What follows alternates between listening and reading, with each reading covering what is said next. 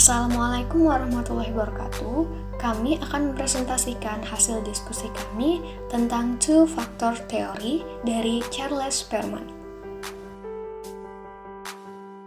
Adapun nama-nama dari anggota kelompoknya adalah yang pertama Baik Aliateni Susilawati, kedua Rafflesia Rini Adelia Ridwan, yang ketiga Firda Amelia, yang keempat Ledia Namareza, yang kelima Fareha Lukiana. Sekarang kita akan membahas tentang isi teori dari Charles Spearman. Jadi, menurut Spearman, intelijensi itu merupakan kemampuan umum untuk mencakup semua tugas intelektual dan kemampuan khusus untuk memenuhi tugas intelektual tertentu. Intelijensi ini mengandung dua komponen kualitatif, yaitu edukasi relasi dan edukasi korelasi.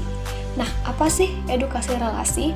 Jadi, edukasi relasi itu adalah kemampuan untuk menemukan suatu hubungan dasar yang berlaku di antara dua hal. Misalnya, untuk menemukan keterkaitan antara kata panjang dan pendek.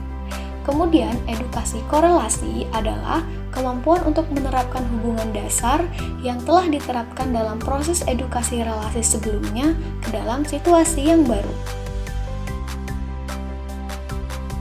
Selanjutnya, kenapa sih teori Spearman ini disebut dengan two-factor theory atau teori dua faktor? Jadi alasannya karena teori ini memang terdiri dari dua faktor, yaitu general ability atau biasa disebut dengan faktor G dan special ability atau faktor S. Yang pertama adalah general ability atau faktor G. Faktor G ini merupakan faktor yang berasal dari genetika dan semua tingkah laku, serta meliputi tugas-tugas yang mengacu pada kemampuan kognitif. Jadi, intinya faktor G ini merupakan faktor yang sudah ada sejak lahir atau faktor yang berasal dari gen seseorang. Kemudian ada specific ability atau faktor S. Faktor S ini adalah faktor yang berasal dari adanya proses belajar dan latihan, serta mendasari tingkah laku guna mengetahui kemampuan khusus seseorang.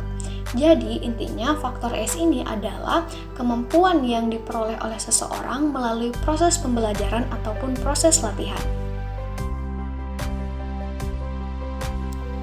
Apakah intelijensi ini berkaitan dengan bakat seseorang? Jadi, general factor ini sangat berkaitan dengan specific factor. Maka, intelijensi ini sangat berhubungan dengan yang namanya bakat. Karena apabila seseorang memiliki kemampuan khusus atau bisa dikatakan ia berbakat, maka ia memiliki intelijensi yang sangat tinggi. Jadi, setiap permasalahan itu dapat dipecahkan menggunakan kombinasi antara intelijensi umum dan spesifik. Kemudian, kemampuan intelektual ini juga menjadi salah satu ukuran keberbakatan seseorang. Selain itu, keberbakatan ini juga akan menunjukkan kemampuan kreativitas. Oleh karena itu, kreativitas merupakan ekspresi tertinggi dari keberbakatan. Nah, apa sih itu yang dimaksud dengan kreatif? Jadi, kreatif adalah kemampuan yang dimiliki oleh seseorang untuk menghadapi suatu tantangan yang baru dengan cara yang efektif, sehingga mencapai taraf keberhasilan dalam mengatasi segala permasalahan yang muncul. Refleksi pengalaman yang berkaitan dengan teori Charles Spearman. Contohnya adalah jika seseorang anak yang memiliki orang tua seorang atlet, maka kemungkinan besar ia juga akan dilatih sejak dini olahraga yang digandrungi oleh orang tuanya, sehingga sang anak akan tumbuh dengan bakat yang diturunkan oleh lingkungannya. Nah, hal ini selaras dengan teorinya Spearman, yaitu specific factor atau faktor S, yang mengatakan bahwa bakat itu muncul karena adanya proses pembelajaran ataupun latihan. Contoh yang berikutnya adalah ketika seseorang mempunyai bakat linguistik, lalu dia dihadapkan pada tugas mata kuliah untuk mempresentasikan suatu materi.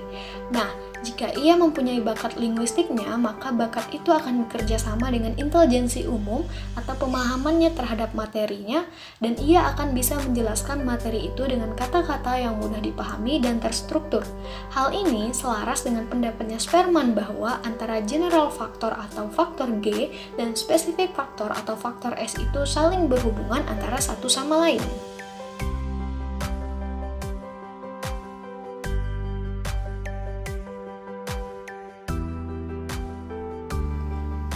Sekian presentasi dari kelompok kami. Jika ada kesalahan ataupun kekurangan dalam penyampaian PowerPoint-nya, kami mohon maaf. Saya akhiri. Wassalamualaikum warahmatullahi wabarakatuh.